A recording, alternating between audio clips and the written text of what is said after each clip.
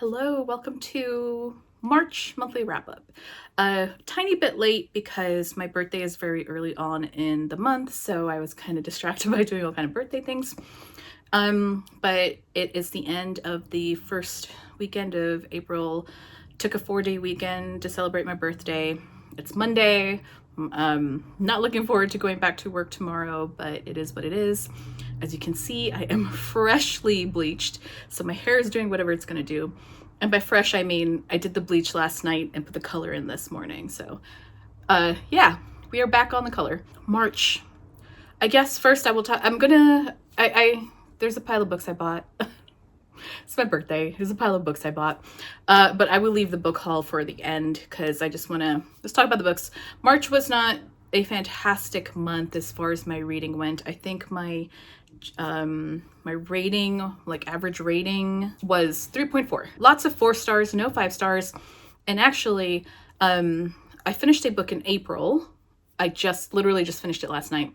And that is only my second 5-star of the year. So the year is like weirdly decent reads, but nothing that's blowing my skirt up until right now. Let's just get right down to it. In March, I read 10 books and I DNF'd 3 things. And I'm counting the 3 DNFs because I got some ways into them. So we'll start with the DNFs and work my way from, honestly, I'm going chronologically because I did not plan this at all. So I don't actually have everything listed in ratings order. So my first DNF I have already talked about in a recent reading wrap up. That is This Fallen Prey by Kelley Armstrong. This was book 3 in the Rockton / Casey Duncan series. I rage quit this entire series because of this book. So I will link that down below if you want to go see why I rage quit this book and this series. The second thing that I DNF'd is Solarpunk. This is an anthology. It's actually translated from Spanish and Portuguese, or maybe just Portuguese. This is an anthology of Solarpunk, and Solarpunk is sort of like hope punk, but this was actually a pretty early anthology in this subgenre. For this anthology, it's actually not just, hope punk, but it's actually following a scientific future where climate change is a big theme. How we will adapt to AI and robots and different types of change like that. So it's sort of like seeing the early stages of Solarpunk as a subgenre. I ended up DNFing it because I think my sensibilities and the types of writing style that I like aren't gelling with these Portuguese, Spanish author sensibilities. Lots of Brazilian authors too. So a lot of this is based in Brazilian themes and ways of writing. So it's really hard to kind of grasp that and enjoy the stuff at the same time. And I think that that cultural disconnect really wasn't doing it for me. So I decided to DNF instead of giving it a low rating. Ooh, bright sunbeam. Okay, that's better. The third thing I DNF'd was Mirror Mended by Alix E. Harrow, and I actually have the book somewhere. Let me find it. Mirror Mended. This is the sequel to A Spindle Splintered, and together the duology, I think it's bound up together in one book called Fractured Fables. I really liked A Spindle Splintered. It was a great take on the Sleeping Beauty myth with this character, chronically ill, actually dying character who gets to jump into different types of Sleeping Beauty worlds and save Sleeping Beauties. In this one, she actually is pulled into a Snow White story. I think it's been a few years since I read A Spindle Splintered, so I think everything I enjoyed about A Spindle Splintered and the character, I just was not vibing with it here. I lost interest very quickly, and the main character's voice, she actually was grating on me. Like, I was getting really annoyed by how quippy and very meta, I guess just very aware. Her voice is very aware. And I think that's the point of these, because she knows fairy tales and she knows that she is in stories, but I couldn't do it. And so I DNF'd it. I've had this forever. This is actually in my series video, is a series I wanted to finish. DNF'd. So technically I could cross that off my list. That is it for the 3 DNFs in March, let's get on to what I actually did read. The first group of books I actually have talked about at length in my last reading wrap-up, so I'm just going to kind of really just go through them really quickly, and I'll refer you to that video if you want to learn more about those. The first book I read was Shady Hollow by Juneau. This is a cozy mystery where all the characters are animals, so anthropomorphized animals. So Fox is our main character. She's a reporter, so she is the main cozy mystery character who is solving a mystery in her small village. These are cozy mysteries, so if you don't like cozy mysteries, I don't think you're gonna like it. If you like cozy mysteries, having all the characters be animals is a nice like break from the usual like cozy mystery formula. The formula is there, but it's fun that they're animals. I gave that one 4 stars. Next I read The Ayakashi Hunter's Tainted Bride Volume 1 by Midori Yuma. This was an arc on NetGalley and I gave it 2 stars. I just really didn't like the setup for what was going on. The art was amazing, very beautiful art, but I didn't like the story setup and the character setup, so 2 stars. Next I read Silver Shark by Ilona Andrews. This is part of the Kinsman universe. This is a sci-fi romance. It's a very short novelette, novella, and it takes place in this universe where there are these families that have been bioengineered and thus passed down powers through their powerful houses. And I love their writing. I like this universe. I went into this just wanting a quick and easy romance with some interesting world building, interesting characters in this universe, and I got it, so 4 stars. Next I read Murder by Memory by Olivia Waite. This is one of my more anticipated books this year, and this is a very great entry into a sub-genre that I'm really loving. This is a sci-fi, cozy, adjacent murder mystery in space set on a spaceship or space cruise or space liner or space generation ship, etc. So it's a very specific subgenre that I'm really liking. This is a perfect example of that subgenre.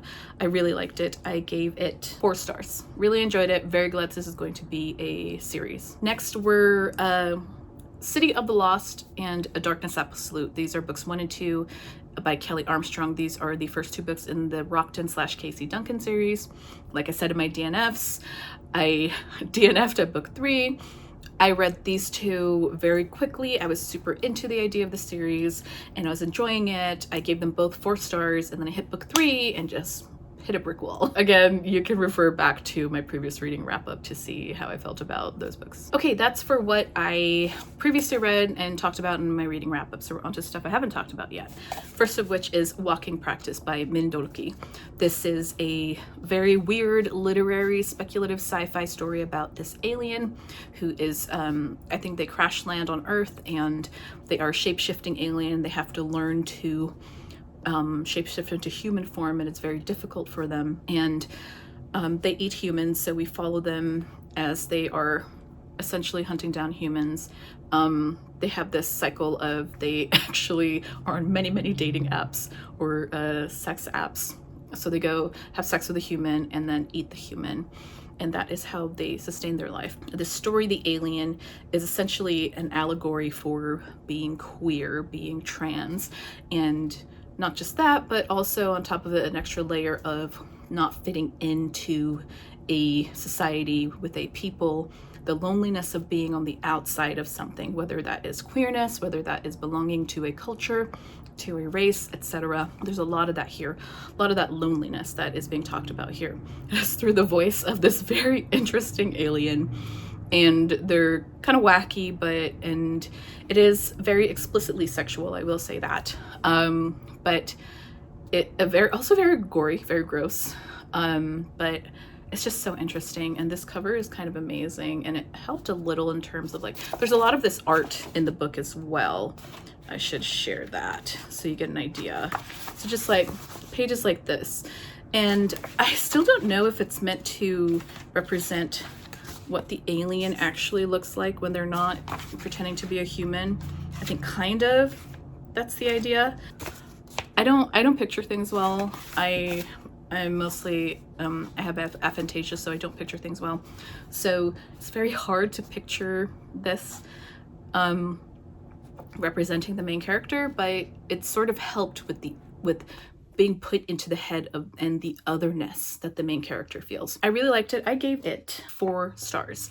Really great work of translated fiction, and I highly suggest reading this if you want to read something speculative,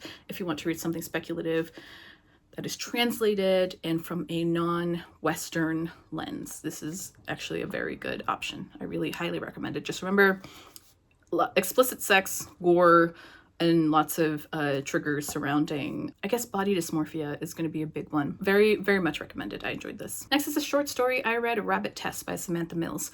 This, I think it won the Hugo last year. And this is essentially a short story about abortion. And because it's a short story, I don't want to say more than that, but there is a very strong theme that in the type of way the author is writing in this story.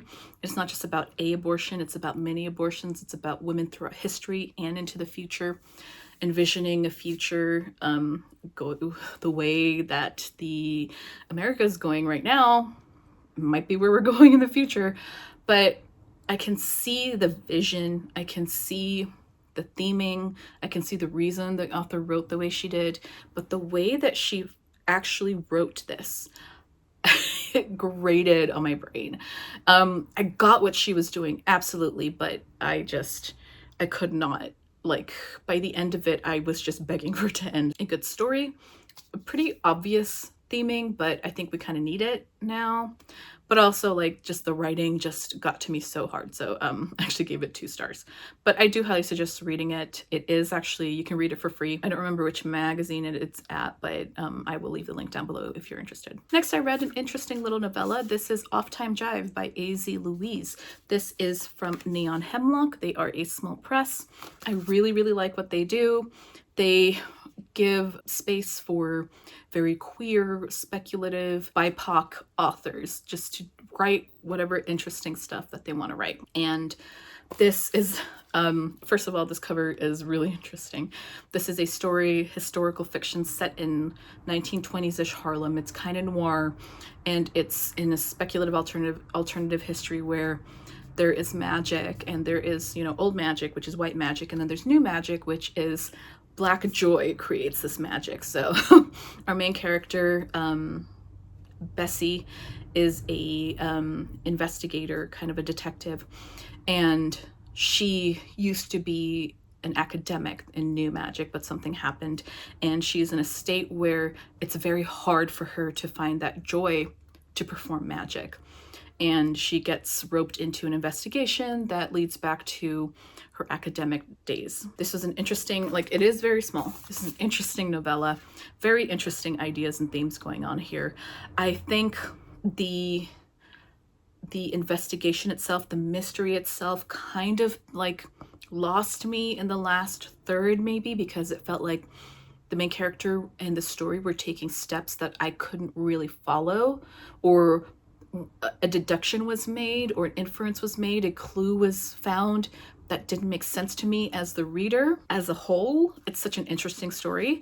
I think if you have a chance, if this happens to be at your library, definitely give it a shot. It's so interesting, and if you want to give voice to BIPOC queer speculative authors, here you go. So interesting. Next, I read Rose House by Arkady Martine, and this is probably biggest disappointment of the month for me. This is essentially a speculative story, some nebulous time period where there is this house and it has an AI within it, and the architect, the owner of the home, when he died, he wills the home to a specific person, his protege, and nobody else can enter the home except for her, and only for a certain amount of time throughout the year. However, we're following a police detective who gets a wellness call from the AI of the house saying that there is a dead body in the house. How did a dead body get into a house where nobody else is allowed? We follow the detective as she investigates.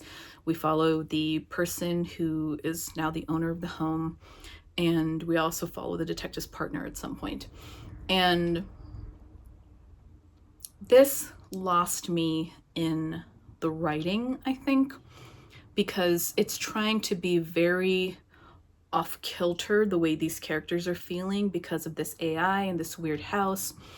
And I can see what it was doing, but it just it lost me. Like halfway through, I was just like, okay, I don't like the writing style. I don't like being kept off kilter. And like sometimes that works for me in a book, but it didn't work here because I don't think there's anything super solid happening with the actual story, the actual mystery of this house, if that's even what it was.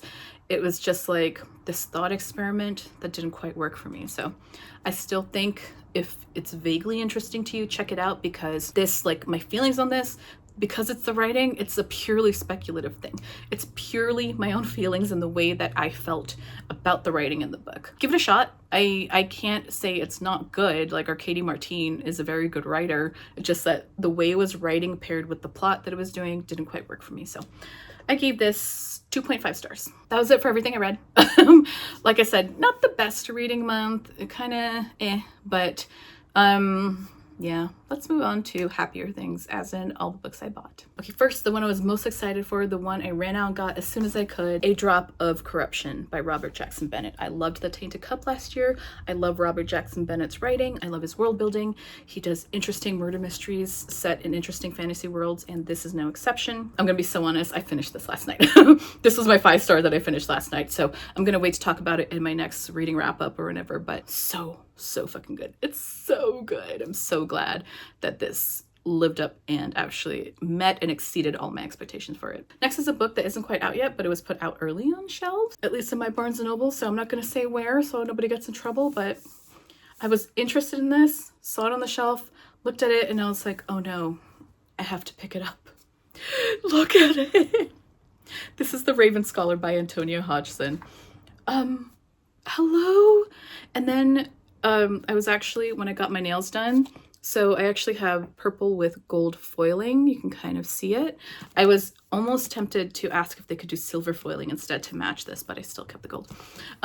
This is a fantasy novel, and I think it is set in a world where the reigning ruler has died, and there's like a competition to see who will become the next ruler, but someone is killed in that competition, and then there's a murder mystery to be solved during this competition. So very excited. This is huge, and actually it does actually have like the flaps, but look at it, like orbit. It's so pretty. Like you can see the silver foil. It's so pretty. Like yes, I was interested. I put it in my anticipated releases for the year, but yeah, I had to buy it. It's gonna be so heavy to read though, but worth it. Next, I picked up The Radiant King by David Dalgleish. This I actually picked up because it wasn't my anticipated, but it was a library anticipated, and I got it from my library on ebook finally. Started reading it, and I was super into it, and then I got A Drop of Corruption and paused on it to read A Drop of Corruption immediately. But I was enjoying it so much that I think I got about 14% into the book, but I was enjoying it so much that I actually just ended up buying the book. So this is a story of these siblings who have powers. They're kind of immortal, but they made a bond, a compact to never rule, except one of these siblings, he kind of like, he's killed and hibernates for many years, and the next time he wakes up, one of the siblings has actually started kind of a religion and is a ruler of this religion. So so he and his other siblings are going to get together to take this sibling down. It's such interesting world building, such interesting sibling dynamics so far, so I am very excited to get to this. Now that I've finished A Drop of Corruption, I'm getting back to this as my fantasy read. Next, I bought The Best of All Possible Worlds by Karen Lord. This is purely because I have heard Angela at Literature Science Alliance talk up Karen Lord, and especially this book, so often that when I saw it at BOGO 50% off, I was just like, you know what, I'm just doing it. So this is a story of this alien race that essentially goes through a genocide, and the survivors have to go to this planet, and it is about these refugees figuring out how to live their lives on this new planet, and the residents of this new planet taking them in. I'm super excited for this one. I think I'm going to read it pretty soon, and yeah, I do like this cover, very science-y. So yeah, excited for this one. Next, I did not buy this one. I was actually loaned this from my coworker. This is My Brilliant Friend by Elena Ferrante. This is a very popular book by an Italian author. Essentially a, I guess, historical or memoirish family drama.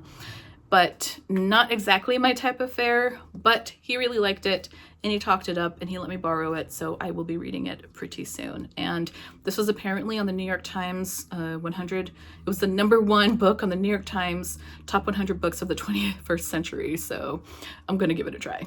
Next I got, to go with the BOGO 50% off, Stories of Your Life and Others by Ted Chiang.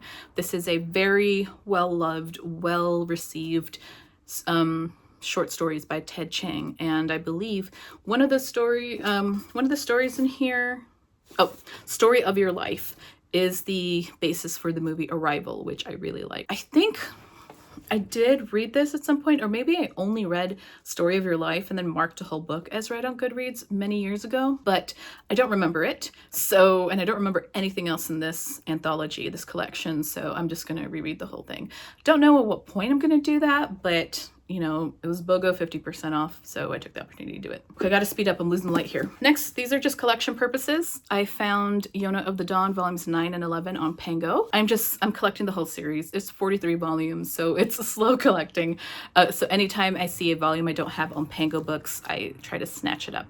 So 9 and 10 to go towards the set. All right, then the last few books, there's a used bookstore where I traded in a whole bunch of books that weren't selling on Pango, so I took a loss on a lot of books, but they had been on Pango for like 3 or 4 months and nobody was buying them, so I just traded them in. And I got money and I bought books at the store. So first I got Blindsight by Peter Watts. This is a I think it's a modern classic sci-fi, essentially. Space vampires, that kind of stuff. Very cerebral, hard sci-fi kind of situation. I don't know more than that, but I've heard it talked up enough, especially by, I want to say Whitney at Secret Sauce of Storycraft has talked it up enough times that it has been like mentally on my radar in the back of my mind. So when I saw it, I was like, yoink. So I will read this at some point. I really am losing the light here. Okay, really fast, last 3. Oh, I have a Bujold. This is Memory by Lois McMaster Bujold. This is Vorkosigan, one of the Vorkosigan saga books. So I am trying to collect all of them in mass market paperbacks, and this is another one for the collection. Next, just because I wanted to check it out, this is Lunar Activity by Elizabeth Moon. I believe this is a collection of stories by her. So Elizabeth Moon is one of those classic sci-fi authors that I keep wanting to try more of. I've tried her here and there and, you know, hit or miss, but I do want to keep trying more because she has some interesting ideas. And last, oh my god, this find. This was in their clearance. And there is some water damage, and I can see why it was in their clearance, but I bought it for $3. This is a 1976 mass market edition of The Silmarillion by J.R.R. Tolkien. Now, there is some water damage, like you can kind of see there, and, you know, a little damage to the book. But a 1976 edition of The Silmarillion, I snatched it up, and it was just sitting in the clearance shelves. I'm so glad I walked over there, but yeah, probably the best thing that I managed to get. Actually, it was actually $1. So, but my best find, essentially. Best birthday gift, best find of all of this haul. So yeah, a bunch of books. Read a bunch of books. April is going a little better. Well, okay, a lot better compared to like February and March because I actually have another 5-star book. So, better. Hopefully it'll go better with what I've chosen to read. And yeah. That's all I've got. As always, thank you for watching. Let me know what your favorite book of March was. I would love to hear it. And I will catch you next time. Bye.